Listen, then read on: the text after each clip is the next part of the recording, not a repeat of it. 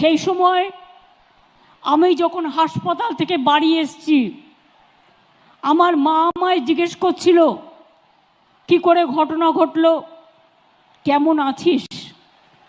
আমি দেখলাম অভিষেকের তখন 2 বছর বয়স। তোমরা কি মনে করো সেন্ট্রাল গভর্নমেন্ট সাধু আর রাজ্যগুলো চোর? রাজ্যগুলো আছে বলে তোমরা বেঁচে আছো।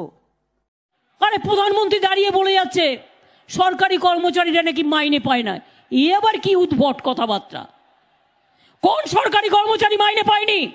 দেখান মোদী বাবু 3 দিনের জন্য বাংলাদেশে গিয়েছিলেন, ওখানে গিয়েও দাঙ্গা লাগিয়ে দিয়ে এসছেন। আগে নিজেকে সামলান।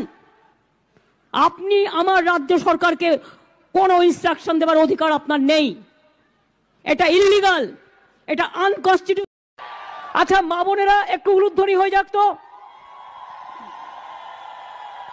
এই ভাইরা একটু তালি দাও। বোনেরা দিল উলুধ্বনি, ভাইরা দিল তালি। আগামী দিন তপশিলি আদিবাসীরা বলছে বিজেপি তুমি বিদায় নাও, বাংলা থেকে হও খালি। আগামী দিন বিজেপিকে খালি করে এপ্রিল মাস থেকে যারা 500 টাকা পেতেন 1000 করে পাবেন। তপশিলি আদিবাসী ভাই বোনেরা 1200 করে পাবেন। 3টি জেলা, উত্তর 24 পরগনা, দক্ষিণ 24 পরগনা, পূর্ব মেদিনীপুর। যারা হিন্দু মুসলমান করছেন তাদের আমি পরিষ্কার বলি, শুনে রাখুন, আমিও হিন্দু ঘরের মেয়ে। আমার সাথে হিন্দু কার্ড খেলতে যাবেন না। আমার সাথে হিন্দু কার্ড খেলতে গেলে আগে বলুন আপনি নিজে ভালো হিন্দু কি। সিনেমায় কি করে? চোরদের কাছ থেকে টাকার বান্ডিল দেখায়, কিন্তু কি করে? ফার্স্ট পেজে একটা নোট, লাস্ট পেজে একটা নোট, আর মধ্যখানটায় কিছু নাই।